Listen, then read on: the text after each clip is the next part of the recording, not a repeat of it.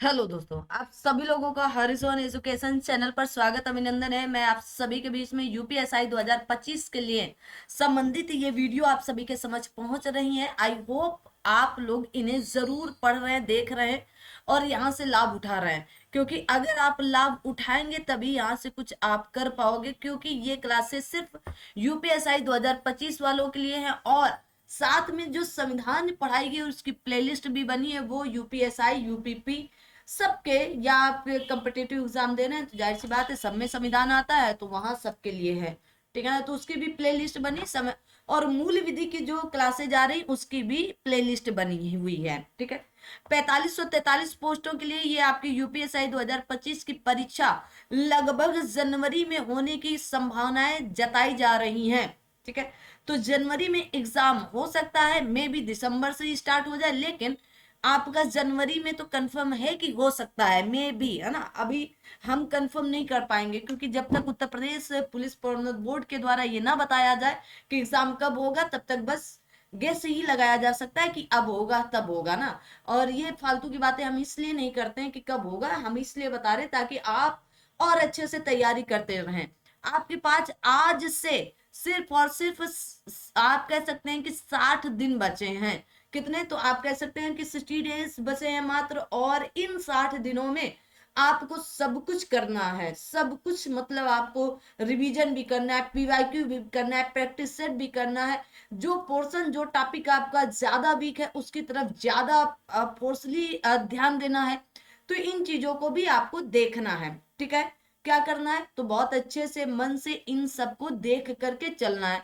UPSI 2025 की ये vacancy आप सबके समझ है, और अब पकड़ लीजिएगा, है ना।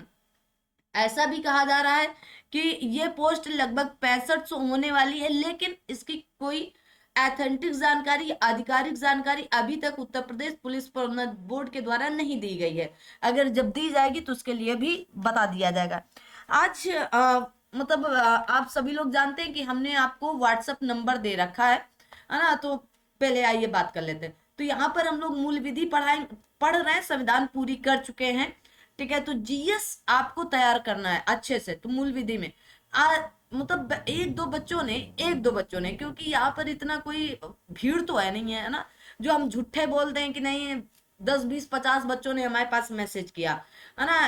फिलहाल तो एक स्टूडेंट व्हाट्सएप किया था कि मैम मुझे जीएस तैयार करने में दिक्कत हो रही, तो तैयार कैसे किया जा सके। देखो, जीएस को सबसे पहले आपको एकदम सेट फार्मूला है, सेट एकदम सेट फार्मूला है, कुछ बहुत ज्यादा सीखने का नहीं, सेट है एकदम।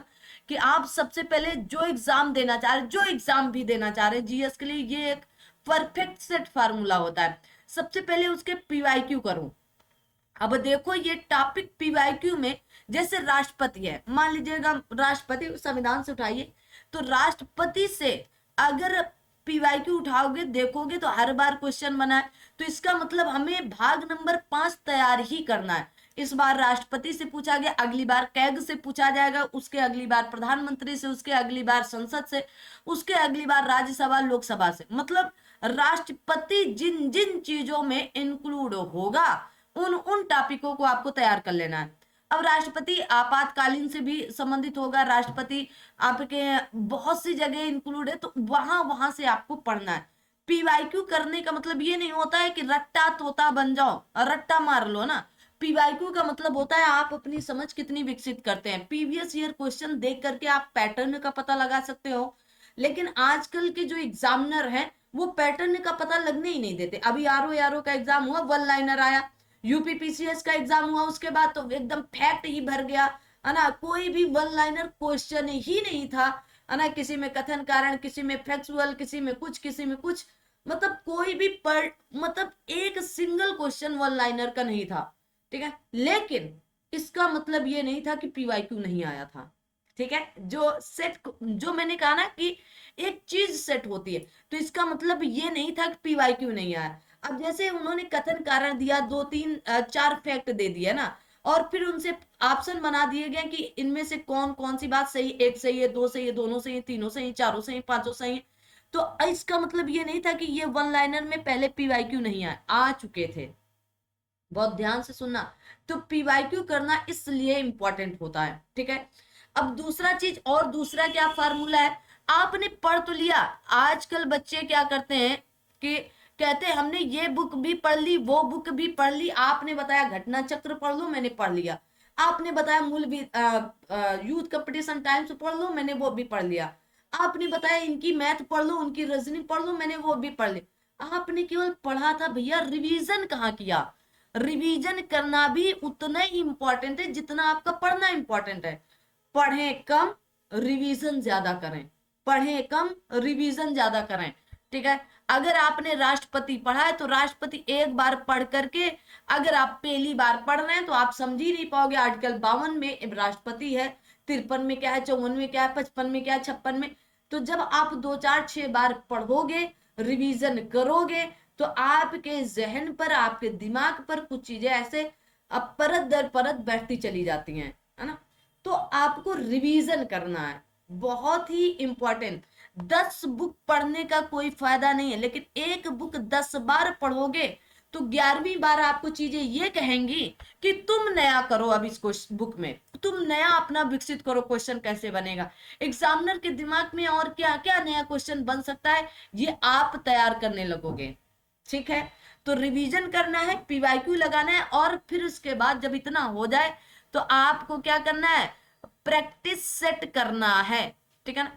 प्रैक्टिस सेट, अब देखो प्रैक्टिस सेट मार्केट में बहुत तरह के हैं। अभी देखो जो चीजें अच्छी हैं उनके बारे में हम कहने के लिए हमें कोई पेमेंट नहीं मिलती, हमें कोई पैसा नहीं दे रहा है ना। जो चीजें अच्छी हैं वो हम आपको बता दे रहे हैं। अभी एग्जामपुर ने, किसने, एग्जामपुर ने, एग्जामपुर ने, एग्जामपुर चैनल है, सभी लोग जानते हैं, यूपीपी और यूपीएसआई के लिए पूरे भारत में बिल्कुल फेमस है एग्जामपुर। तो एग्जामपुर में विवेक सर जी के द्वारा 20 सेट आपके निकाले गए हैं। 20 सेट 199 रुपीज में, कितने में, 199 रुपीज में एक सेट, एक कंप्लीटली सेट होगा, उसमें 20 आपके प्रैक्टिस सेट होंगे। कितने प्रैक्टिस सेट होंगे, 20, 199 रुपीज में, ठीक है। एक टेस्ट लगभग 10 रुपए का पड़ रहा है, ठीक है। तो इनका जो प्रैक्टिस सेट है वो बेस्ट है अभी प्रेजेंट टाइम में देखते हुए। तो अगर आप चाहते हैं तो एग्जामपुर की साइट पर जाकर के आप वहां से इसे ऑर्डर करके मंगा सकते हैं, या फिर नजदीकी बुक स्टॉल पर भी जाकर के इसको ले सकते हो। दूसरी चीज, और आप लोग कहेंगे कि आप तो वाईसीटी या यूथ कंपटीशन टाइम्स का करा रही हैं। हाँ, इनका भी प्रैक्टिस सेट अच्छा है। इन्होंने जो चीजें 20 सेट में दे दी हैं, वो ये चीजें 51 सेट में दिए हैं, बस फर्क इतना सा है, ठीक है।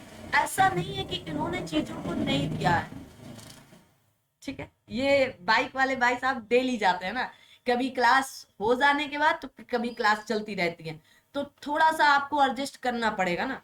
अब क्या कह सकते हैं ऐसे लोगों को ना, तो कोई दिक्कत नहीं होनी चाहिए। तो 51 सेट है। तो अब इनका देखो, इन्होंने, अब आप कहेंगे क्या 20 सेट बराबर 51 सेट हो सकते हैं क्या, नहीं हो सकते हैं, बिल्कुल ये कट सत्य है, क्योंकि इनके 51 सेट पर सब्जेक्ट अलग है ना। तो बेस्ट बेस्ट 51 सेट। लेकिन आपके पास अगर टाइम नहीं है तो 20 सेट कर लो, क्योंकि इनके 51 सेट देखो, हिंदी के हैं 51 सेट, 51 सेट इनके मूल विधि के हैं, किसके हैं, सॉरी, मूल विधि, 51 सेट इनके जीएस के हैं, 51 सेट इनके मैथ के हैं, 51 सेट इनके आपके रीजनिंग के हैं। अब 51 51 आप जोड़ेंगे तो कितने, 1 2 3 4 5 होता है, तो 5 और 55 25, ठीक है। अरे ऐसे लिख लो भाई, 55 25, तो 255 सेट, 255 सेट गुणे 40 करना है आपको। तो 0, 4 5 20 करीब 20, और 4 5 20 2 22, ठीक है, और 4 दूनी 8 और 2 10, ठीक है। तो कितने क्वेश्चन हो रहे हैं, लगभग लगभग 10,200 क्वेश्चन हो रहे हैं। कितने, 10,200 क्वेश्चन। और आपके इसमें 160 गुणे 20 करेंगे तो आप देख लीजिएगा, ठीक है ना। और 16 दून 3200, लगभग 3200 क्वेश्चन। तो अंतर तो होगा, है ना, ये 3 गुना ज्यादा है, ठीक है ना। तो अंतर होगा, ऐसा नहीं कि अंतर नहीं होगा, लेकिन इनको लेना हो सकता है आपके लिए मुश्किल पड़ जाए, क्योंकि 199 की तो एक सेट लगभग हो सकता है मिल जाए, लेकिन यहाँ पर 199 में आपको 20 सेट मिल जाएंगे। ठीक है ना, मेरी बात को समझना कि अगर जैसे कि विवेक सर का कुछ फार्मूला ऐसा है कि वो गरीब बच्चा भी कर सके जो पढ़ना चाहता है, जो वर्दी पहनना चाहता है, तो 199 रुपए में वो वर्दी पा सकते हैं। वहां कई क्लासेस फ्री भी चलती।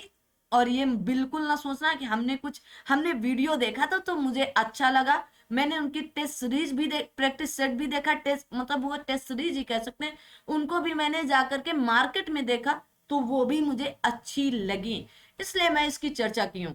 तो अगर आप चाहते हो तो ले सकते हो, मतलब अच्छी है, कहने का मतलब इतना है कि वो अच्छी है। ठीक है ना, और यहाँ पर तो हम ये करा ही रहे, अगर आप लोग कहेंगे तो इसको भी कराया जाएगा। ठीक है, अगर आप कहेंगे तो। अब आते हैं अपने टॉपिक की तरफ। टॉपिक में हम लोग भूमि सुधार, भूमि अधिग्रहण एवं भू राज्य संबंधी कानून का सामान्य ज्ञान पढ़ रहे हैं। ठीक है ना, और ये इसका लास्ट टॉपिक होगा। नहीं, ऐसा नहीं है कि हम ये छोड़ देंगे, अरे भैया यहाँ से सूचना का अधिकार, आयकर अधिनियम एवं मानवाधिकार संरक्षण ये सब पूछे जाते हैं, है ना, तो ये सारे पढ़ाए जाएंगे। वो थोड़े से लंबे और लेंदी टॉपिक थे, इसलिए एक एक करके हम ला रहे हैं ना, सब कुछ पढ़ाया जाएगा इस क्लास में। आज इस वाले का थ्योरी समाप्त करने का प्रयास करेंगे, और आज हमने कुछ ज्यादा ही आपको लेक्चर या बकवासबाजी कर ली है। तो अब आते हैं तो सीधा 1 घंटे 1.5 घंटे जितनी क्लास होगी वहां पर चुपचाप बस आपको क्लास सुननी है, इत्मीनान से पढ़नी है। ठीक है, आ जाओ भाई, आज हम लोग शुरू करेंगे आप सभी के समक्ष। तो आज देखेंगे आप सभी लोग क्या शुरू करने वाले हैं, आ जाओ भाई। सभी के समक्ष में आज भूमि अर्जन, आपके पुनर्वासन और पुनर्व्यवस्थापन, कहा गया पुनर्व्यवस्थापन में उचित प्रतिकर और कहा गया आपके पारदर्शिता अधिकार अधिनियम 2013, किसके द्वारा, 2013 के द्वारा। तो इसके बारे में हम लोग आज पढ़ेंगे, देखेंगे, जानेंगे। सभी लोग कमर कस लीजिएगा और बैठ जाइएगा अपने फोन को लेकर के। तो हम लोग देखेंगे भूमि अधिग्रहण अधिनियम। क्या, भूमि अधिग्रहण अधिनियम।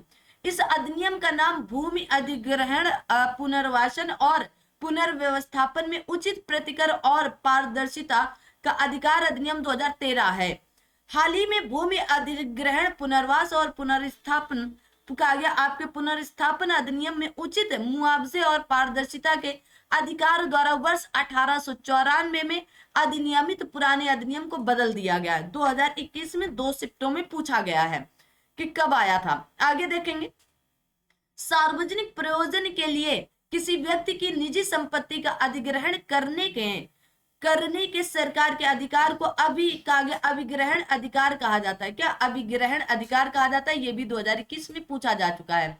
सेशन को लाइक शेयर सब्सक्राइब करना आपकी ऑन ड्यूटी होनी चाहिए, सभी लोग लाइक शेयर सब्सक्राइब करते चलें और इसका लाभ आप सभी लोग उठाते चले प्यार से, है ना। और देखेंगे यहाँ से आपको सच में जबरदस्त लाभ मिलेगा। आगे आते हैं, कहा गया भूमि अधिग्रहण पुनर्वास और आपके पुनर्स्थापन अधिनियम 2013 में उचित मुआवजा और पारदर्शिता के अधिकार ने 1894 के भूमि अधिग्रहण अधिनियम की जगह ले लिए। कौन से, 2013 वाले ने। आगे कहा कि यह अधिनियम का विस्तार जम्मू कश्मीर को छोड़ करके, पहले संपूर्ण भारत में था, मतलब पहले जम्मू कश्मीर को छोड़ करके, लेकिन प्रेजेंट टाइम पर जम्मू कश्मीर में भी 2019 से लागू है। भूमि अधिग्रहण पुनर्वास और आपके पुनर्स्थापन अधिनियम में उचित मुआवजा और पारदर्शिता का अधिकार 2013 में अधिनियमित किया गया, 2021 में पूछा भी जा चुका है। भूमि अधिग्रहण पुनर्वास और पुनर्स्थापन अधिनियम 2013 में उचित मुआवजे और पारदर्शिता का अधिकार 1 जनवरी 2014 को अस्तित्व में आया है, तो यह भी आपका पूछा जा चुका है। अधिनियम को 26 सितंबर 2013 को राष्ट्रपति की स्वीकृति मिली, यह भी कहा गया है। कहा गया भारत में भूमि अधिग्रहण कानून में नवीनतम परिवर्तन वर्ष 2020 में लाए गए। कब, 2020 में। अधिनियम बनाने का उद्देश्य औद्योगिकरण, संरचनात्मक सुविधाओं के विकास, नगरीकरण आदि के लिए भूस्वामियों को कम से कम बाधा पहुंचाकर भूमि अर्जन करना।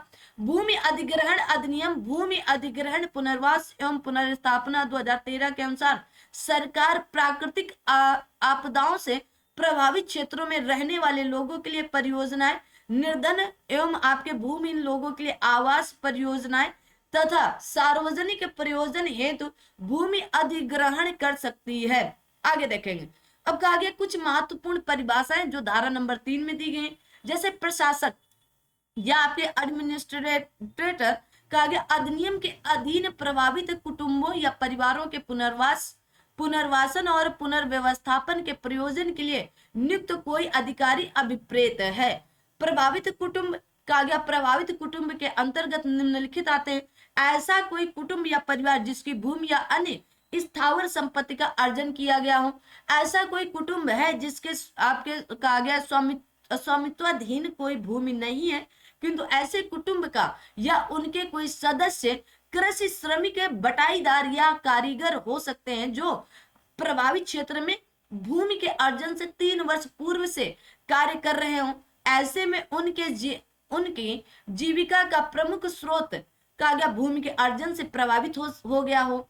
तीसरा कहा गया है कि ऐसी अनुसूचित जनजातियों और अन्य पारंपरिक वन निवासी भी जिन्होंने अपने किसी वन अधिकार को खो दिया है।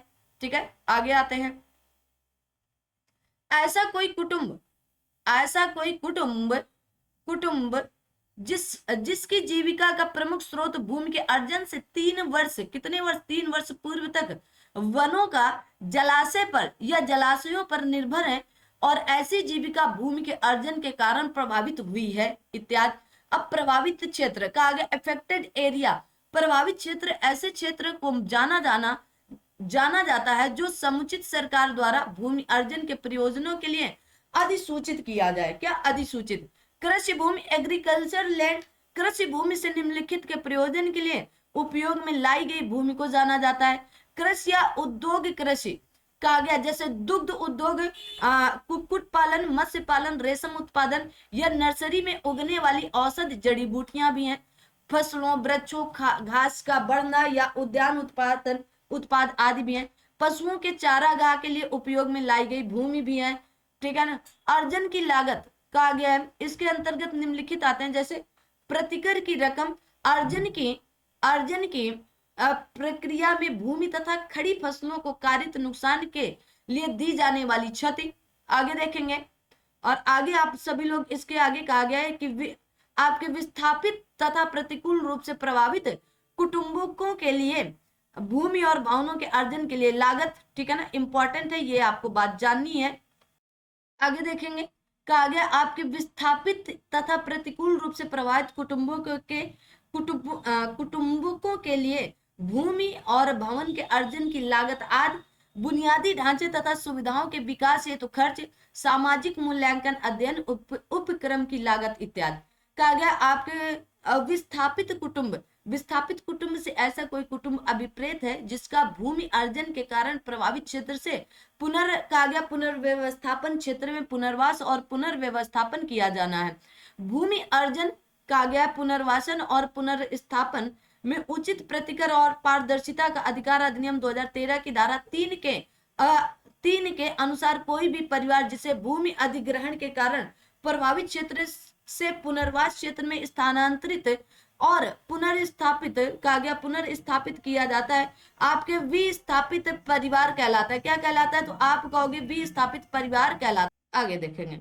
आगे कहा गया कुटुंब के अंतर्गत ऐसा कोई व्यक्ति जिस पर आश्रित उसकी पत्नी या उसका पति या अवयस्क संतान, अवयस्क भाई और अवयस्क बहनें आते हैं, किंतु विधवा, विवाह विच्छेद महिला और कुटुंब से निष्कासित महिला को कुटुंब में नहीं माना जाता है।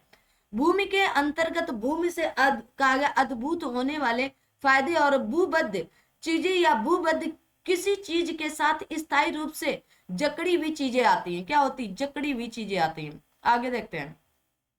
सेशन को लाइक शेयर करते चलना, ये आपका अपना दायित्व होना चाहिए। अब देखेंगे।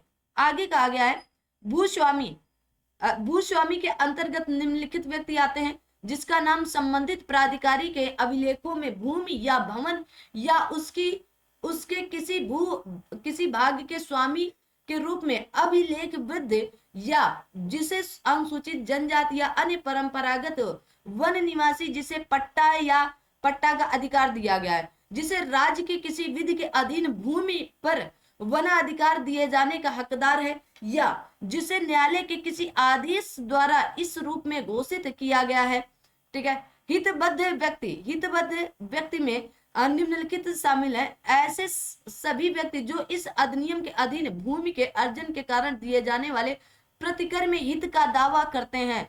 कहा गया अनुसूचित जनजाति और अन्य पारंपरिक वन निवासी जिन्होंने वन अधिकारों को खो दिया है। ठीक है। भूमि पर प्रभाव डालने वाली किसी, कहा गया आपके सूखाचार में हितबद्ध कोई व्यक्ति, ऐसा कोई व्यक्ति जिसकी आजीविका के मुख्य स्रोत पर प्रतिकूल रूप से प्रभावी पड़ने की संभावना है।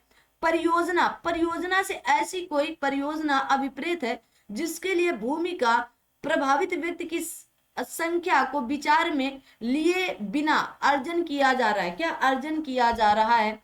कहा गया पुनर्विस्थापन क्षेत्र, पुनर्व्यवस्थापन क्षेत्र में ऐसा क्षेत्र अभिप्रेत है जहां प्रभावित कुटुंबों को जो भूमि के अर्जन के परिणाम स्वरूप आपके विस्थापित हो गए हैं, समुचित सरकार द्वारा पुनर्स्थापित किया जाता है। सार्वजनिक प्रयोजन के लिए भूमि अधिग्रहित करने में एक उपयुक्त सरकार के लिए सामाजिक प्रभाव आकलन आवश्यक है। लोक प्रयोजन हेतु भूमि अर्जन के अवधारणा के लिए प्रारंभिक अन्वेषण धारा नंबर 4 बताती है। लोक प्रयोजन के आवश्यकता के लिए कभी भी समुचित सरकार को भूमि अर्जन की आवश्यकता हो सकती है।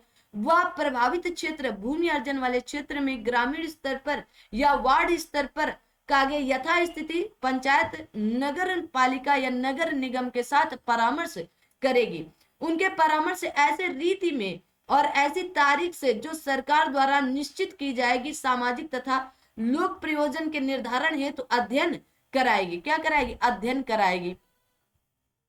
आगे देखेंगे तो आगे कहा गया समुचित सरकार सामाजिक एवं लोक प्रयोजन हेतु निर्धारण अध्ययन को उसके प्रारंभ की तारीख से 6 माह के भीतर पूरा कराएगी। ये प्रश्न भी पूछा गया है। उपयुक्त अध्ययन में निम्न बातों पर ध्यान दिया जाएगा। किन बातों पर? इस बात का निर्धारण कि उस भूमि अर्जन के लोक प्रयोजन को प्रयोजन पूरा होता है, प्रभावित कुटुंबों का और उनमें से उन कुटुंबों की संख्या का अध्ययन जिनके विस्थापित होने की संभावना है। ऐसी सार्वजनिक और प्राइवेट भूमि मकानों, व्यवस्थापनों और अन्य संपत्तियों और ब्यौरा जिनके आपके प्रस्तावित अर्जन से प्रभावित होने की संभावना है। सरकार उपयुक्त अध्ययन रिपोर्ट का प्रकाशन यथास्थिति पंचायत, नगर पालिका, नगर निगम तथा जिला कलेक्टर, उपखंड मजिस्ट्रेट तथा तहसील कार्यालयों में स्थानीय भाषा में उपलब्ध कराएगी। उपयुक्त अध्ययन रिपोर्ट सरकार की वेबसाइट पर अपलोड की जाएगी। सामाजिक एवं लोक प्रयोजन हेतु भूमि अर्जन का अध्ययन रिपोर्ट की विशेषज्ञ समूह द्वारा जांच करवाई जाएगी। सरकार द्वारा भूमि अर्जन संबंधी प्रस्तावों एवं सामाजिक तथा लोक प्रयोजन हेतु भूमि अर्जन के अध्ययन रिपोर्ट की परीक्षा की जाएगी। प्रभावित परिवारों के बारे में अब बताया जा रहा है। आगे देखेंगे। कहा गया प्रभावित परिवारों के विचारों का पता लगाने के लिए भूमि अधिग्रहण, पुनर्वास और पुनर्स्थापना अधिनियम 2013 में उचित मुआवजे और पारदर्शिता के अधिकार की धारा 5 के तहत उपयुक्त सरकार द्वारा सामाजिक प्रभाव आकलन के लिए सार्वजनिक सुनवाई की जाएगी। क्या 2021 में पूछा गया है। देखो, सिंचाई परियोजनाओं का पृथक पर्यावरण प्रभाव निर्धारण प्रक्रिया के कारण भूमि अधिग्रहण के लिए आवश्यक सरकार द्वारा सामाजिक प्रभाव मूल्यांकन से छूट दी जाएगी। धारा 6 बताती है सामाजिक प्रभाव आकलन रिपोर्ट का मूल्यांकन एक स्वतंत्र विशेषज्ञ समूह द्वारा किया जाना, जैसा कि भूमि अधिग्रहण, पुनर्वास, पुनर्स्थापन अधिनियम 2013 में उचित मुआवजे और पारदर्शिता के अधिकार की धारा 7 के प्रावधान के तहत शामिल की गई। ये भी 2021 में पूछा गया है। आगे देखेंगे हम लोग और फटाफट आगे देखते हैं हम लोग। कहा गया खाद्य सुरक्षा के संरक्षण के लिए विशेष प्रावधान भूमि अधिग्रहण, पुनर्वास और पुनर्स्थापना अधिनियम 2013 में उचित मुआवजे और पारदर्शिता के अधिकार की धारा 10 से संबंधित। किससे? धारा 10 में ये बातें बताई गई हैं। आगे आ जाते हैं भाई। देखो ये जैसे कि मैंने कल की भी क्लास में कहा था, थोड़ा सा लेंदी टॉपिक है, लेकिन इसको इग्नोर आप नहीं कर सकते हो, सीधी सी बात ये। देखो 3 बार ये क्वेश्चन 2021 में पूछा गया था, ठीक है, जो मैंने पीछे पढ़ाया। कहा गया नए भूमि अधिग्रहण कानून के तहत किस प्रकार की भूमि का अधिग्रहण तब तक नहीं किया जा सकता जब तक कि यह रक्षा के लिए या प्राकृतिक आपदा के कारण उत्पन्न होने वाली आपात स्थिति के लिए ना हो। ठीक है, अब आता है अधिसूचना और अर्जन। प्रारंभिक अधिसूचना का प्रकाशन तथा उस हेतु अधिकारियों की शक्ति धारा 11 में दी गई। जब कभी समुचित सरकार को यह प्रतीत होता है कि किसी क्षेत्र में भूमि की किसी लोक प्रयोजन हेतु आवश्यकता है या आवश्यकता होने की संभावना है, तब कहा गया इस आशय की ग्रामीण और नगरीय क्षेत्रों में अर्जित की जाने वाली भूमि के ब्यौरों सहित एक अधिसूचना प्रकाशित की जाएगी। अधिसूचना राजपत्र में 2 दैनिक समाचार पत्रों में यथास्थिति पंचायत, नगर पालिका, नगर निगम तथा जिला कलेक्टर आदि सरकारी कार्यालयों में स्थानीय भाषा में प्रकाशित होगी। सरकार की वेबसाइट पर अपलोड किया जाएगा। भूमि का आरंभिक सर्वेक्षण किया जाएगा। भूमि के स्वामी को उस सर्वेक्षण के कम से कम 60 दिन पूर्व एक सूचना देकर सर्वेक्षण के दौरान उपस्थित होने या युक्त अवसर प्रदान कर दिया जाता है। कहा गया इतबद्ध कोई व्यक्ति आरंभिक अधिसूचना के प्रकाशन की तारीख से 60 दिन के भीतर निम्नलिखित के प्रति कहा गया आक्षेप कर सकता है। 60 दिन के भीतर, कितने? 60 दिन के भीतर अर्जित किए जाने के लिए कहा गया आपके प्राय स्थापित भूमि के क्षेत्र और आपके उपयुक्तता के प्रति, लोक प्रयोजन के लिए दिए गए औचित्य के प्रति, जमीन पर कब्जा करने के सरकार के इरादे के बारे में जिला कलेक्टर सुविधाजनक स्थानों पर सार्वजनिक नोटिस प्रकाशित करेगा। धारा 11 बताती। तो कुछ 2 बार ये पूछी गई कि कौन करेगा, तो जिला कलेक्टर डिस्ट्रिक्ट मजिस्ट्रेट, मतलब आपका डीएम करेगा। कौन? डीएम करेगा। भूमि अधिग्रहण अधिनियम 2013 के अनुसार सरकार इन कार्यों के लिए भूमि अधिग्रहण कर सकती है। सामरिक परियोजनाओं से प्रभावित परिवार के लिए परियोजना तथा आपके सार्वजनिक निजी सहभागिता परियोजनाओं के लिए जहां भूमि का स्वामित्व सरकार के पास ही रहेगा, यूपीएसआई में पूछा जा चुका है। तो आप सभी लोग इसको भी याद करके रखोगे। आगे आते हैं। आगे कहा गया है आपसे, कहा गया भूमि अधिग्रहण, पुनर्वास और पुनर्स्थापन अधिनियम 2013 में उचित मुआवजे और पारदर्शिता का अधिकार यह प्रावधान करता है कि यदि 12 महीने की अवधि के भीतर आरंभिक अधिसूचना के साथ सामाजिक प्रभाव आकलन रिपोर्ट का पालन नहीं किया जाता है तो एक नया सामाजिक प्रभाव आकलन किया जाना आवश्यक, ये धारा 14 बताती है। अब आता है प्रशासक द्वारा पुनर्वासन और स्थापन स्कीम का तैयार किया जाना, धारा 16 के अंतर्गत आता है। तो कलेक्टर द्वारा प्रारंभिक अधिसूचना के प्रकाशन के बाद पुनर्वासन और पुनर्स्थापन प्रकाशक एक सर्वेक्षण करेगा। ऐसी भूमि और स्थावर संपत्तियों का सर्वेक्षण करेगा जिनका प्रत्येक प्रभावित कुटुंब से अर्जन किया जा रहा है। उन भूमि को खाने वाले और भूमिहीनों की खो गई भूमि जो उस भूमि पर निर्भर थे, ठीक है, ऐसी सुख सुविधाओं के ब्यौरे जो प्रभावित हुए हैं या जिनके प्रभावित होने की संभावना है, अर्जित किए जा रहे किसी सामान्य संपत्ति स्रोतों के ब्यौरे प्रभावित क्षेत्र में लोक सुनवाई के लिए तारीख, समय और स्थान देंगे। ठीक है, प्रशासक लोक सुनवाई के पूरा होने पर पुनर्वासन और आपके पुनर्स्थापन के लिए प्रारूप स्कीम लोक सुनवाई में किए गए दावों और आपत्तियों संबंधी रिपोर्ट के साथ कलेक्टर को प्रस्तुत करेगा। अब आता है पुनर्वासन और पुनर्स्थापन की स्कीम का कहा गया पुनर्विलोकन, धारा 17 बताती है। तो कलेक्टर पुनर्वासन और पुनर्स्थापन संबंधी प्रारूप स्कीम जो प्रशासक द्वारा प्रस्तुत की गई है का पुनर्विलोकन करेगा। कौन करेगा? कलेक्टर करेगा। कलेक्टर प्रारूप पुनर्वासन और पुनर्स्थापन स्कीम को अपने सुझावों के साथ आयुक्त के अनुमोदन के लिए प्रस्तुत करेगा। कहा गया आयुक्त अनुमोदन स्कीम को सभी स्थानीय सरकारी कार्यालय में प्रकाशित भी कराएगा। और अब आता है पुनर्वासन और पुनर्स्थापना की घोषणा और सार का प्रकाशन, धारा 19 बताती है। सरकार को जब रिपोर्ट पर विचार करने के पश्चात यह समाधान हो जाता है कि किसी विशिष्ट भूमि की किसी लोक प्रयोजन के लिए आवश्यकता है, तो सरकार के सचिव उस बात की घोषणा करेंगे। कलेक्टर निर्दिष्ट घोषणा के साथ पुनर्वासन और पुनर्स्थापन स्कीम का सार प्रकाशित करेगा। कलेक्टर आपके तदुपरांत कागज उस भूमि को कागज चिन्हित करेंगे और उसकी माप कराएगा। यदि नक्शा तैयार नहीं है तो नक्शा भी तैयार करवाया जाएगा। क्या नक्शा भी तैयार करवाया जाएगा। आगे आते हैं, और बहुत ही अच्छी ये थ्योरी है ना। अब इससे अच्छा कहीं नहीं पढ़ाया जा सकता है, क्योंकि आपको एक एक चीजें यहाँ पर डिटेल में दी गई हैं। ठीक है, कहा गया कलेक्टर अपनी वेबसाइट पर एवं भूमि के पास लोक सूचना प्रकाशित कराएगी कि सरकार का आशय उस भूमि का कब्जा लेने का है।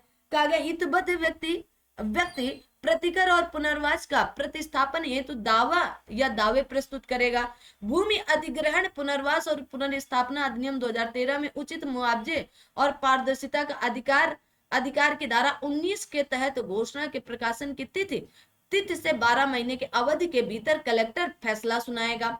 कहा गया भूमि अधिग्रहण, पुनर्वास और पुनर्स्थापन अधिनियम 2013 में उचित मुआवजा और पारदर्शिता के अधिकार के प्रावधानों के तहत यदि किसी विशेष भूमि की सार्वजनिक उद्देश्य के लिए आवश्यकता होने की घोषणा तथा अनुमोदित पुनर्वास और पुनर्स्थापना योजना का सारांश आरंभिक अधिसूचना की तिथि से 12 महीने, कितने महीने, 12 महीने के भीतर प्रकाशित नहीं किया जाता तो ऐसी अधिसूचना को रद्द कर दिया जाए या रद्द कर दिया गया समझा जाएगा। धारा 19 की उपधारा 7 बताती है।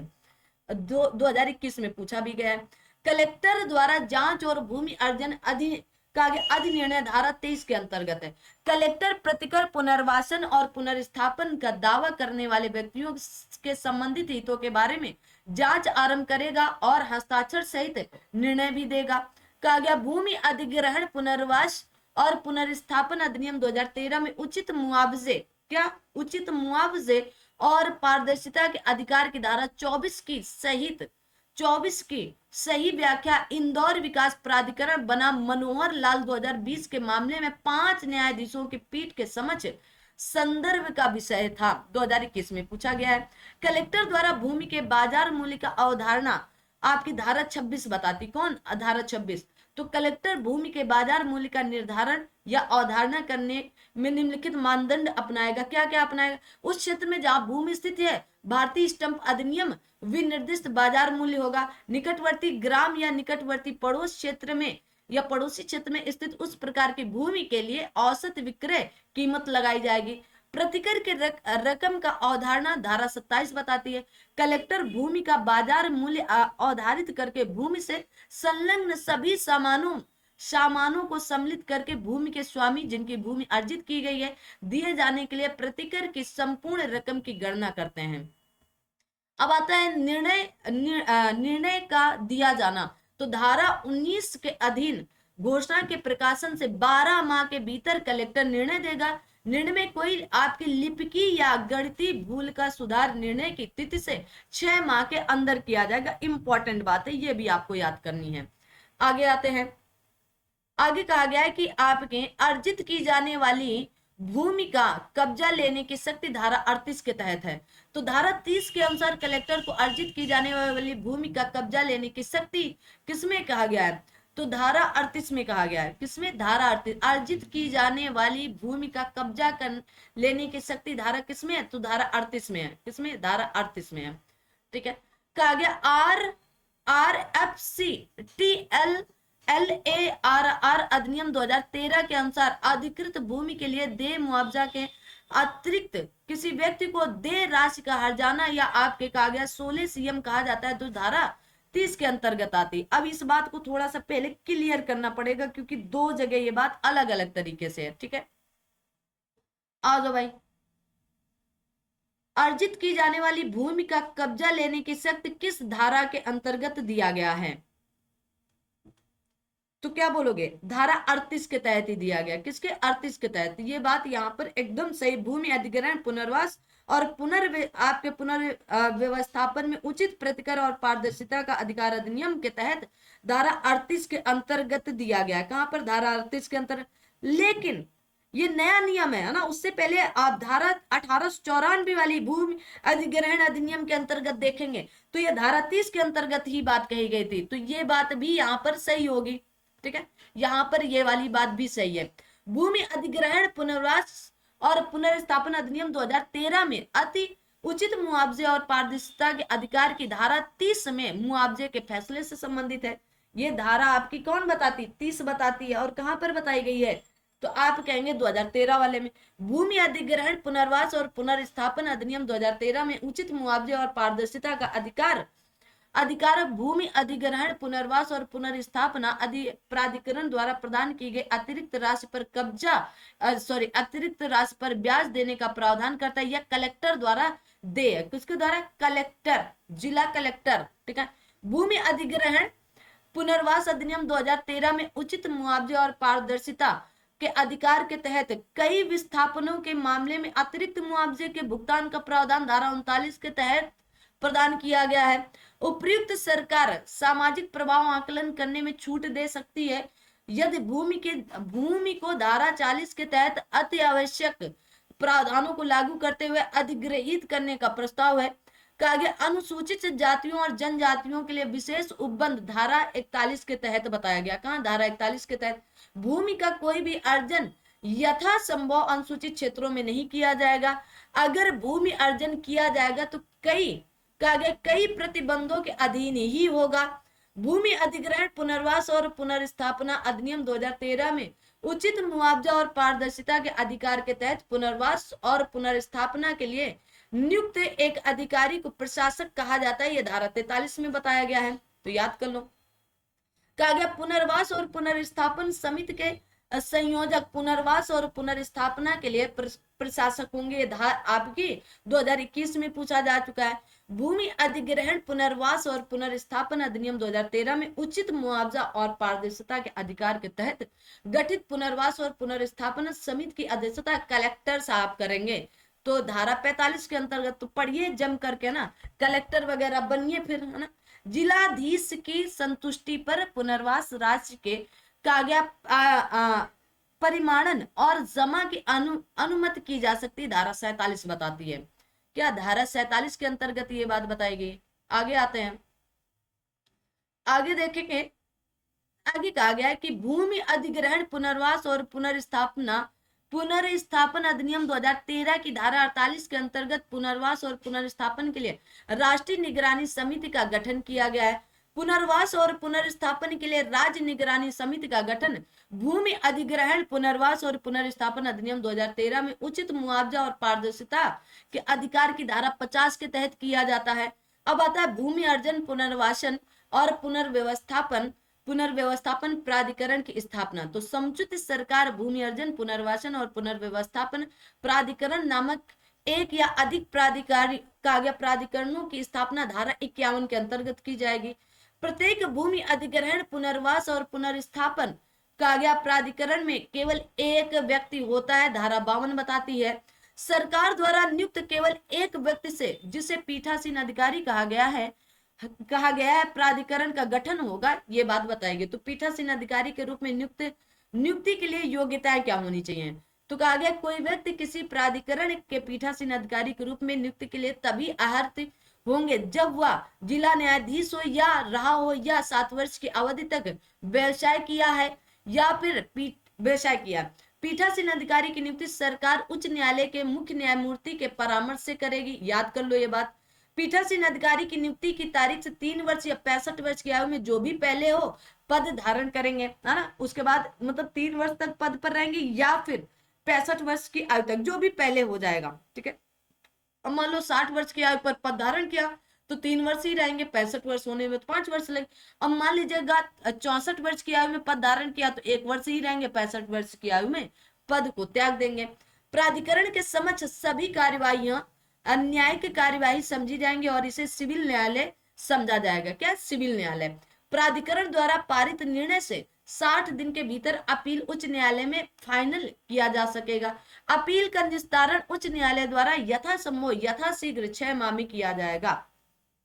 दंड तथा शासित कहा गया झूठे दस्तावेज या सूचना देने या प्रस्तुत करने हेतु 6 माह तक के कारावास या 1 लाख रुपए तक के जुर्माने या दोनों का उपबंध है। प्रतिकर के भुगतान या पुनर्वासन या पुनर्व्यवस्थापन के किसी प्रावधान के उल्लंघन हेतु 6 माह से 3 वर्ष तक के कारावास या आपके अर्थदंड या दोनों का प्रावधान है।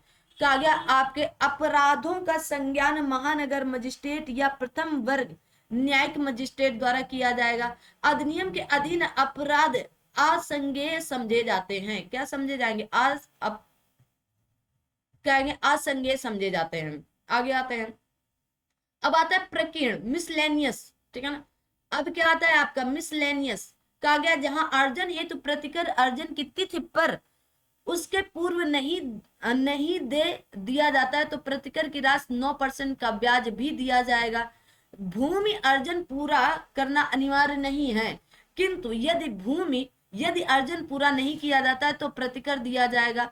अब आता है आपके कहा गया अनुपयोजित भूमि का वापस किया जाना। अनुपयोजित अधिनियम के अधीन अर्जित कोई भूमि कहा गया कब्जा लेने की तारीख से 5 वर्ष की अवधि तक उपयोग में नहीं ली जाती जो उसे वापस की जाएगी। धारा 109 के अंतर्गत कहा गया समुचित सरकार नियम बना सकती है और इस अधिनियम के उपबंधों को क्रियान्वयन के लिए नियम बना सकती है। धारा 110 के अंतर्गत केंद्रीय सरकार द्वारा बनाए गए नियमों को संसद के समक्ष 30 दिनों के लिए रखा जाएगा।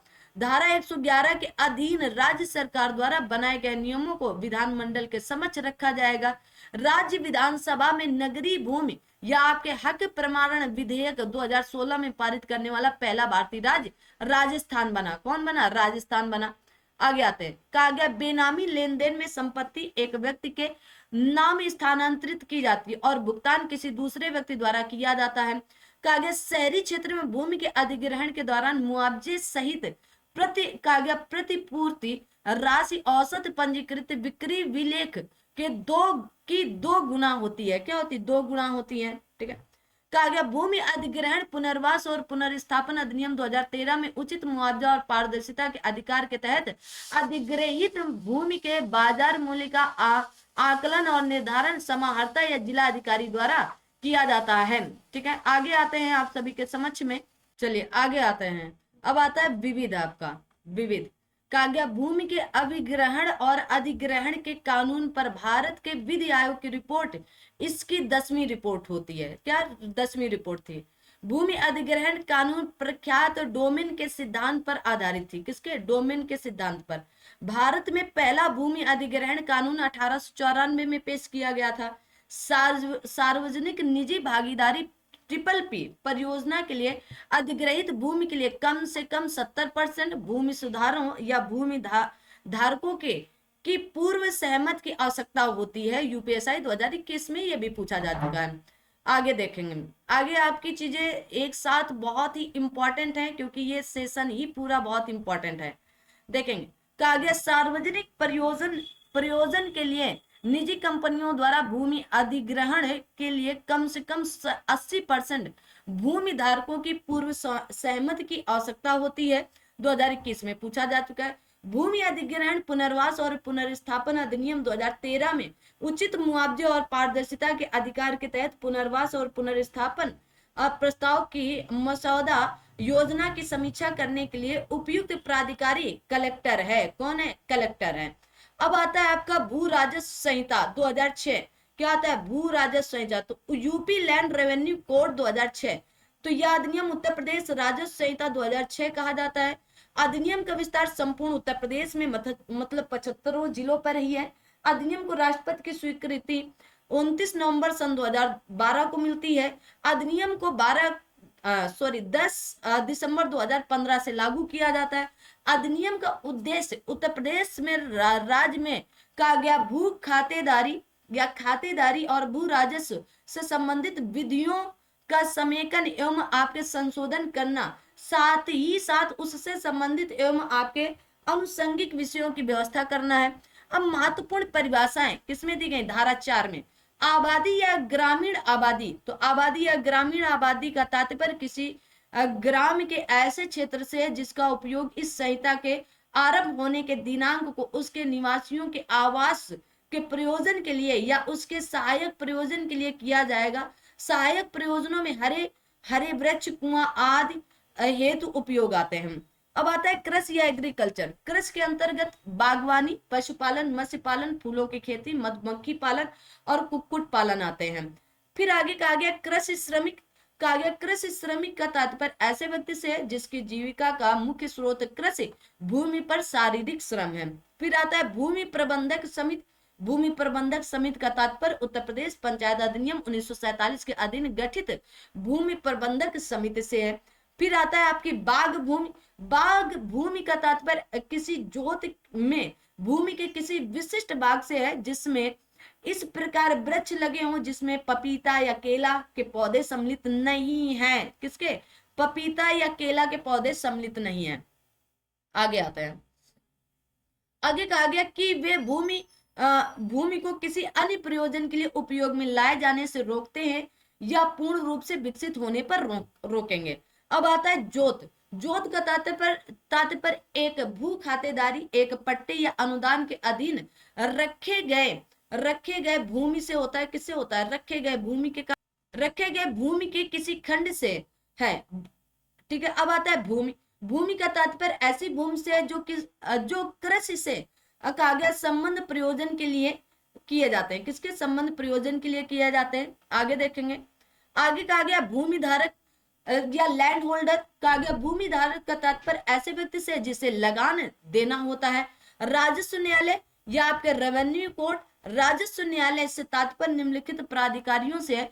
परिषद और उसके सभी सदस्य, आयुक्त, अपर आयुक्त, कलेक्टर, अपर कलेक्टर, भू राजस्व अधिकारी, कहा गया आपके असिस्टेंट कलेक्टर, बंदोबस्त अधिकारी, सहायक बंदोबस्त अधिकारी, अभिलेख अधिकारी, सहायक अभिलेख अधिकारी, तहसीलदार, न्यायिक और नायब तहसीलदार के तहत होते हैं।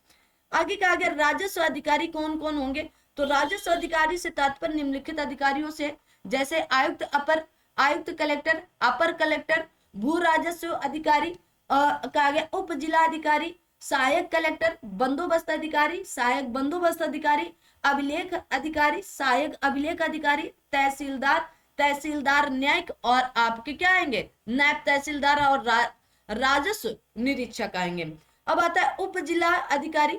उप जिला अधिकारी का तात्पर्य कहा गया तहसील के प्रभारी सहायक कलेक्टर से है। और कृषि वर्ग कहा गया कृषि वर्ग से तात्पर्य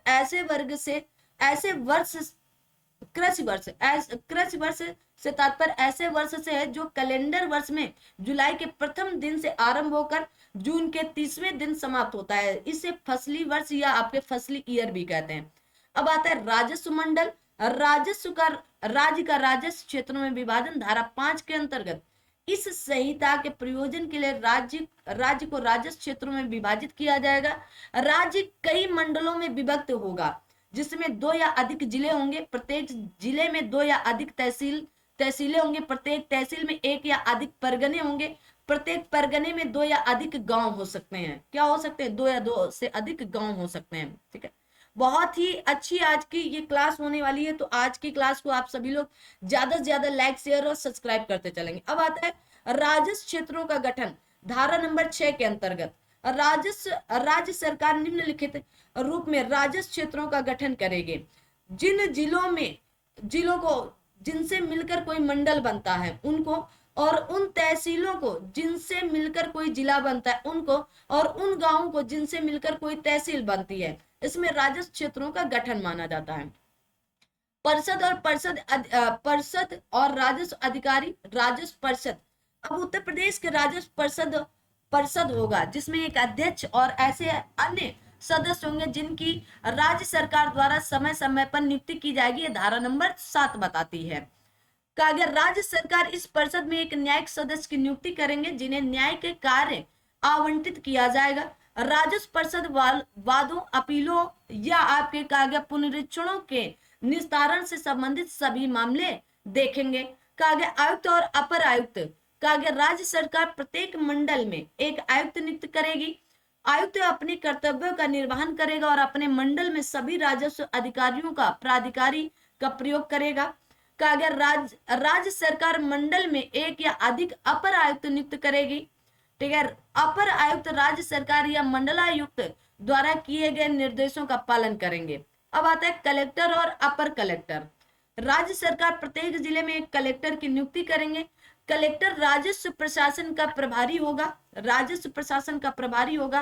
किसी जिले के भू राजस्व प्रशासन का प्रभारी मुख्य अधिकारी जिला कलेक्टर होता है, जो धारा 12 में है। ठीक है, राजस्व सरकार किसी मामले में एक या उससे अधिक अपर कलेक्टर की नियुक्ति कर सकेगी। अपर कलेक्टर राज्य सरकार या कलेक्टर के निर्देश और नियंत्रण के अधीन रहते हुए कलेक्टर के सभी शक्तियों का प्रयोग और कर्तव्यों का निर्वहन करेगा। जिला स्तर पर पदेन जिला पंजीयक जिला कलेक्टर होता है। कौन होता है? जिला कलेक्टर होता है। आगे आते हैं, अब आता है आपका उप जिला अधिकारी और अपर जिला अधिकारी। ठीक है, इसी को हम लोग एसडीओ कहते हैं। क्या कहते हैं? एसडीओ कहते हैं। ठीक है, तो सब डिविजनल ऑफिसर्स एंड आपके एडिशनल, ठीक है, इसी को एसडीओ कहा जाता है। तो राज्य सरकार प्रत्येक जिले में जितना आवश्यक समझे सहायक कलेक्टर प्रथम या द्वितीय श्रेणी के रूप में नियुक्त कर सकती है। राज्य सरकार किसी जिले के एक या अधिक तहसीलों को सहायक कलेक्टर प्रथम श्रेणी के प्रभार में रख सकती है और ऐसा अधिकारी तहसील का प्रभारी सहायक कलेक्टर या उप जिलाधिकारी कहा जाएगा।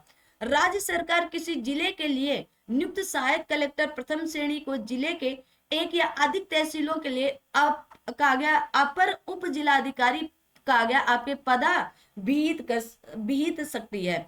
अब आता है तहसीलदार और तहसीलदार न्यायिक। तो राज्य सरकार प्रत्येक जिले में जितना आवश्यक हो तहसीलदार और तहसीलदार न्यायिक नियुक्त कर सकती है। कौन कर सकती है? राज्य सरकार। तहसीलदार और तहसीलदार न्यायिक ऐसी शक्तियों का प्रयोग और ऐसे कर्तव्यों का निर्वहन करेगा जैसा राज्य सरकार राजस्व परिषद एवं कलेक्टर उन्हें निर्देश दे। अब आते हैं नायब तहसीलदार। राज्य सरकार प्रत्येक जिले में जितना वह उचित समझे नायब तहसीलदार नियुक्त कर सकेंगे। यूपीपीसीएस से होने वाली ये सबसे लास्ट नायब तहसील है। इसी को आपके एंटी कहा जाता है। एंटी, ठीक है, एंटी वैकेंसी मतलब पोस्ट होती है, सबसे लास्ट पोस्ट यही होती है। ठीक है, नायब तहसीलदार संहिता में प्रदत्त शक्तियों का प्रयोग और कर्तव्यों का निर्वहन करेंगे। क्या करेंगे? कर्तव्यों का निर्वहन भी करेंगे। आगे देखेंगे राजस्व निरीक्षक और लेखपाल। तो कलेक्टर प्रत्येक तहसील में ग्राम अभिलेखों के समुचित पर्यवेक्षण अनुरक्षण आदि के लिए तथा अन्य कर्तव्यों के लिए जिन्हें राज्य सरकार सामान्य या विशेष आदेश द्वारा विनिर्दिष्ट करे एक या अधिक राजस्व निरीक्षक नियुक्त कर सकता है। कलेक्टर प्रत्येक तहसील में ग्राम अभिलेखों को तैयार करने उनका अनुरक्षण आदि करने के लिए राज्य सरकार के सामान्य आदेश या आवश्यकता अनुसार लेखपाल नियुक्त कर सकता है। वेरी वेरी वेरी इंपॉर्टेंट है। ग्राम के अभिलेखों का अनुरक्षण, तो कलेक्टर एक आपके रजिस्टर तैयार करेगा और उसका अनुरक्षण करेगा जिसमें जिले के समस्त ग्रामों की सूची होगी। यह धारा नंबर 29 में बताया गया। कहां पर बताएगा? तो धारा नंबर 29 में यह बात आपकी बताई गई। आगे आते हैं और सभी लोग तब तक सेशन को लाइक शेयर सब्सक्राइब जरूर करते चलना। यह आपका छोटा छोटा सा कर्तव्य है, निभाते चलो। सूची में निम्नलिखित का वर्णन होगा। ऐसे क्षेत्र जो नदी के बहाव से प्रभावित हो, ये होगा। ऐसे क्षेत्र जिसमें आपके अनिश्चित खेती हो तथा ऐसे अन्य विवरण जो आवश्यक हो। रजिस्टर का प्रत्येक 5 वर्ष में आपके कहा गया पुनरीक्षण किया जाएगा और कलेक्टर प्रत्येक गांव या ग्राम के लिए मानचित्र और खसरा रखेगा जिसका प्रत्येक वर्ष सर्वेक्षण होगा। क्या होगा? प्रत्येक वर्ष इसका सर्वेक्षण होगा। अधिकार अभिलेख धारा 31 के अंतर्गत रिकॉर्ड ऑफ राइट्स धारा 31 के अंतर्गत ये बात बताई। तो कलेक्टर प्रत्येक ग्राम के लिए अधिकार अभिलेख या खतौनी रखेगा जिसमें निम्नलिखित विवरण दिया जाएगा। खतौनी लगभग आपकी सबकी होती है ना। समस्त खातेदारों के नाम जिनके द्वारा आधारित सर्वेक्षण संख्या या आपके सर्वे नंबर का गाटा संख्या या प्लॉट नंबर तथा जिनका क्षेत्रफल ऐसे व्यक्तियों के उनके हिस्सों सहित हितों का प्रकार या विस्तार या उससे संबंध दायित्व या शर्तें आदि कोई हो। कहा गया किसी ऐसे व्यक्ति द्वारा देय राजस्व या लगान आदि कोई हो। राज्य सरकार केंद्र सरकार ग्राम पंचायत या स्थानीय प्राधिकरण से संबंधित या उसमें निहित जोत से भिन्न समस्त भूमि का विवरण हो। अन्य आवश्यक विवरण, है ना, अन्य आवश्यक विवरण के भी जरूरी है। अब आगे आता है कलेक्टर के नियंत्रण के अधीन रहते हुए उप जिलाधिकारी, तहसीलदार या राजस्व निरीक्षक अधिकारी अभिलेख या खतौनी क्षेत्र, पंजी या खसरा और मानचित्र में समस्त परिवर्तनों और गलतियों को ठीक करेगा। तो कौन ठीक करेंगे? कलेक्टर साहब मिलकर के सब करेंगे। उत्तराधिकारी के मामले में नामांतरण, तो कहा गया उत्तराधिकारी द्वारा किसी भूमि पर कब्जा प्राप्त करने वाला प्रत्येक व्यक्ति उस हल्के हल्के के जिसमें भूमि स्थित है राजस्व निरीक्षक को उत्तराधिकारी के संबंध में रिपोर्ट प्रस्तुत करेगा। यदि मामला विवादग्रस्त नहीं हो तो राजस्व निरीक्षक ऐसे उत्तराधिकारी को अधिकार अभिलेख खतौनी में अभिलिखित करेगा। आगे आते हैं विवाद मामले में जांच करेगा और रिपोर्ट तहसीलदार को प्रस्तुत करेगा। अब आता है किसान बही, धारा नंबर 41। सबके घरों में किसान बही होगी, बिना किसान बही की खेती नहीं की जा सकती ना। कहा गया हर बार जब अधिकारी अभिलेख या खतौनी तैयार की जाएगी, कलेक्टर यथाशीघ्र प्रत्येक कहा गया खातेदार को किसान बही देगा। किसान बही जो है, किसान बही जिले में किसी खातेदार द्वारा धारित समस्त जोत के संबंध में समेकित जोत बही होगी। आगे आते हैं, आगे कहा गया है कि जब कोई बैंक या अन्य वित्तीय संस्था किसी खातेदार को इस खाते के आधार पर ऋण प्रदान करता है तो वह ऋण के ब्यौरे किसान बही में आपके कहा गया पृष्ठगित या पृष्ठांकित करेगा, है ना, मतलब उसमें लिखे जाएंगे या उसमें वो विवरण दिया जाएगा। ठीक है, कहा गया खातेदार द्वारा बैंक आदि को दिए शपथ पत्र में गलत कथन करने के लिए 3 वर्ष तक के कारावास और जुर्माने से दंडित भी किया जाएगा। अब आता है भूमि प्रबंधक समिति द्वारा अधीक्षण प्रबंधन और नियंत्रण, धारा 60 के अंतर्गत ये बात कही गई। भूमि प्रबंधक अधिनियम कहा गया भूमि प्रबंधक समिति के कर्तव्य या कृत्य और कर्तव्य इस प्रकार, तो भूमि का बंदोबस्त और प्रबंधन करना, वनों और वृक्षों का संरक्षण, अनुरक्षण और विकास करना, आबादी स्थलों और ग्रामीण संचार व्यवस्था का अनुरक्षण और विकास करना, हाटों बाजारों और मेलों का प्रबंध करना, मत्स्य क्षेत्र और तालाबों का अनुरक्षण और विकास करना, कुटीर उद्योगों का विकास करना, कृषि का विकास और उसमें सुधार करना, ग्राम पंचायत द्वारा व उसके विरुद्ध वादों और कार्यवाहियों का संचालन और अभियोजन आदि करना, आबादी स्थलों का आवंटन करने में व्यक्तियों का वरीयता क्रम निम्न होगा। क्या होगा? तो ग्राम सभा के अनुसूचित जाति या अनुसूचित जनजाति या अन्य पिछड़े वर्ग या गरीबी रेखा से नीचे के सामान्य वर्ग के कृषि श्रमिक का कारीगर होना।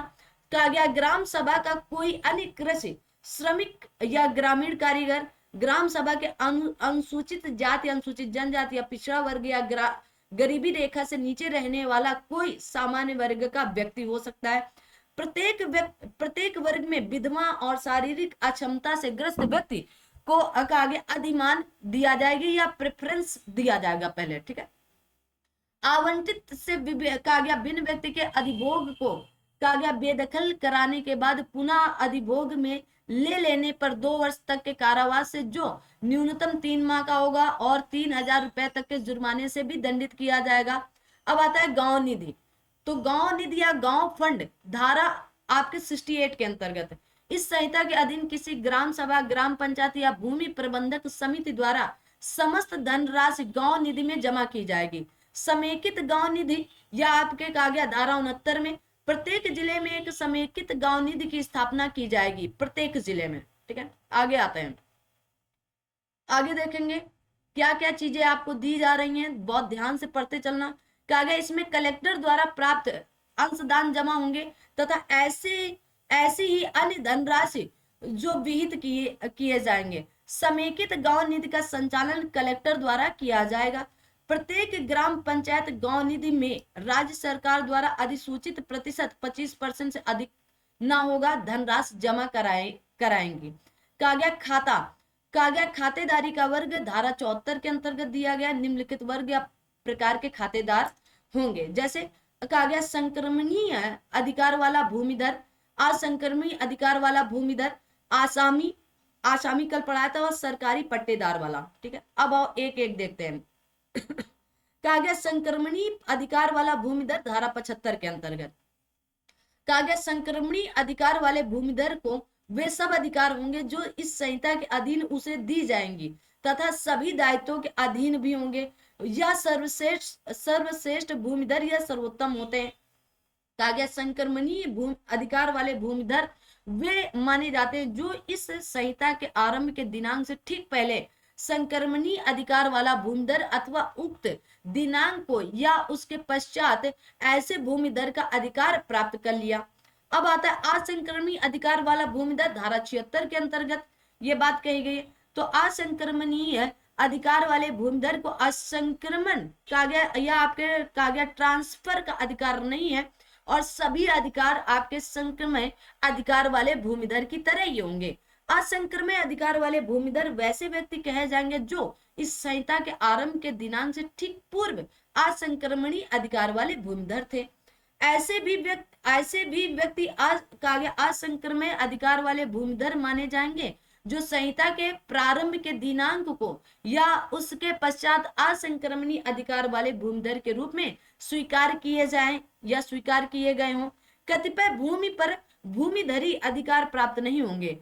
कोई व्यक्ति निम्नलिखित भूमिधर के अधिकार अर्जित नहीं करेगा, जैसे खलियान, खाद के गड्ढों, चारागाह, कब्रिस्तान या शमशान के लिए प्रयुक्त भूमि जिस पर पानी हो और जिसका उपयोग सिंघाड़ा या अन्य उपज उगाने के लिए किया जाता हो, यहां पर भी नहीं करेंगे। आगे देखेंगे, आगे कहा गया भूमि जो नदी के तल में स्थित हो और जिसका उपयोग क्या किया जाए, जिसका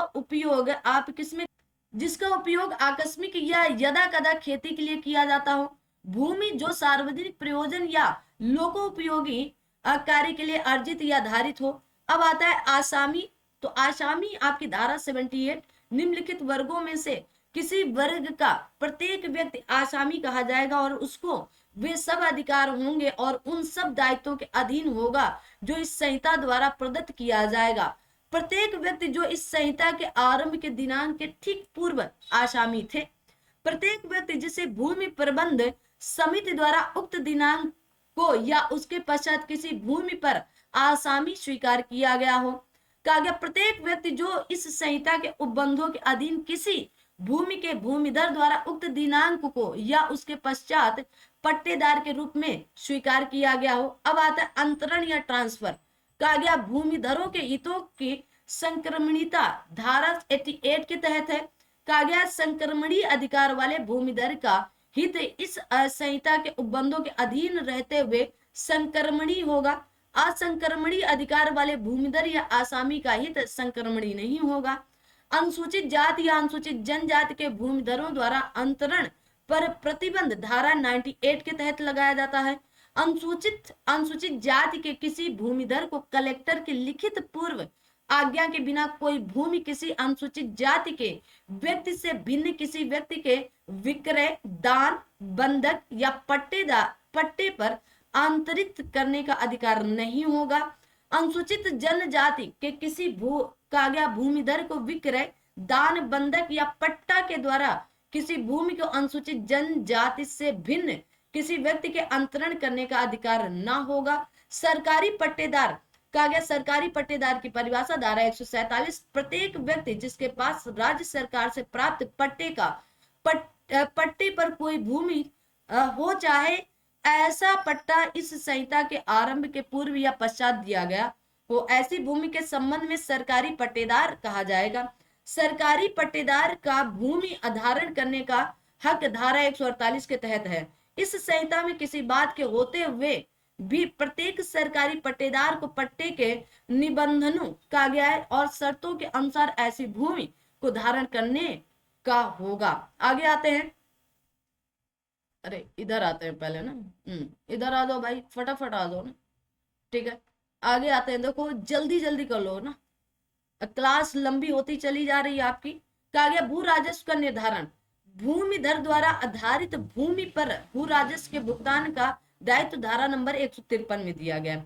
किसी भूमिधर द्वारा धारित भूमि पर चाहे वह कहीं भी स्थित हो या उसका उपयोग किसी भी प्रयोजन के लिए किया जा रहा हो या भू राजस्व निर्धारित किया जाए और उसका भुगतान राज्य सरकार को किया जाएगा।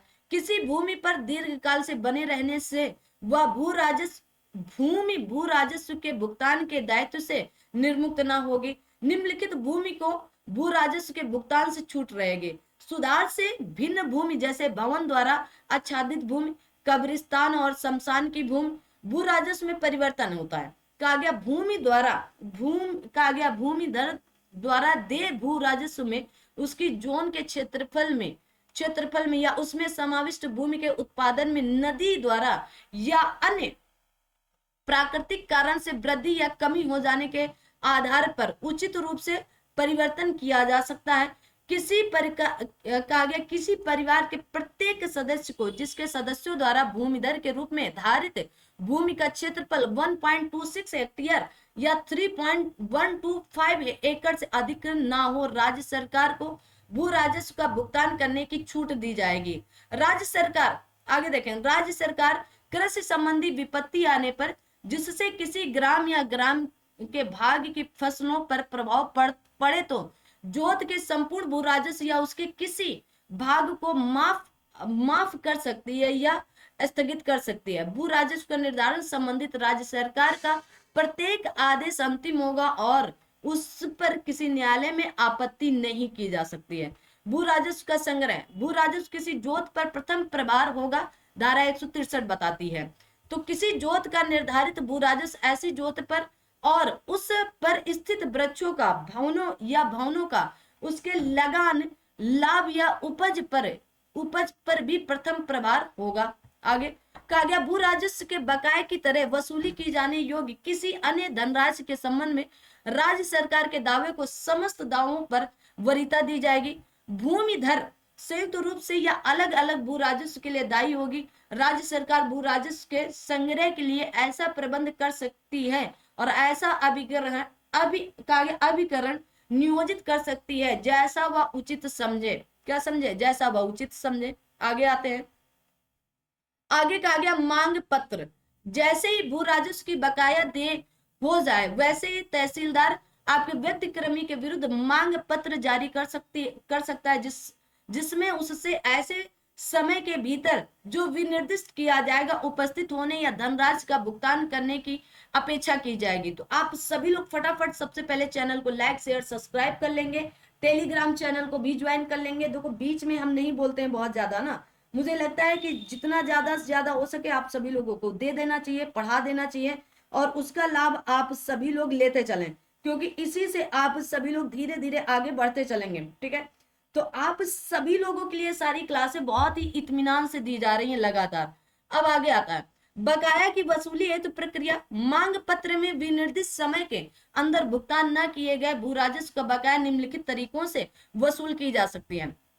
कहा गया व्यतिक्रमी जिसने भू राजस्व नहीं दिया कि गिरफ्तारी या उससे निरुद्ध करके, जिसकी जंगम संपत्ति जिसमें कृषि उपज भी शामिल है कुर्की और विक्रय करके।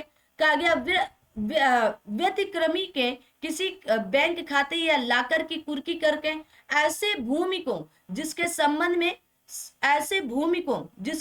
में बकाया दे हो कुर्की करके, ऐसे भूमि को जिसके संबंध में बकाया दे हो पट्टे पर देकर या उसकी बिक्री करके। ठीक है ना, आगे आते हैं और आगे देखते हैं। आप सभी लोग बहुत ध्यान से पढ़ते चलो, आगे देखेंगे। कहा गया ऐसी भूमि को जिसके संबंध में बकाया दे हो पट्टे पर देकर या उसकी बिक्री करके, व्यतिक्रमी के किसी स्थावर या जंगम संपत्ति का रिसीवर की नियुक्ति करके, जुर्माना आदि की वसूली की रीति राज्य सरकार, ग्राम पंचायत या अन्य स्थानीय अधिकारी को दे या उनके द्वारा वसूली योग्य किसी फीस, जुर्माना, लागत या व्यय, शासित या मुआवजा आदि इस प्रकार वसूल किया जाएगा मानो वह भू राजस्व का बकाया हो। अतिक्रमण आदि के लिए शासित, धारा 226 में कोई व्यक्ति जो गांव की किसी आगे देखेंगे,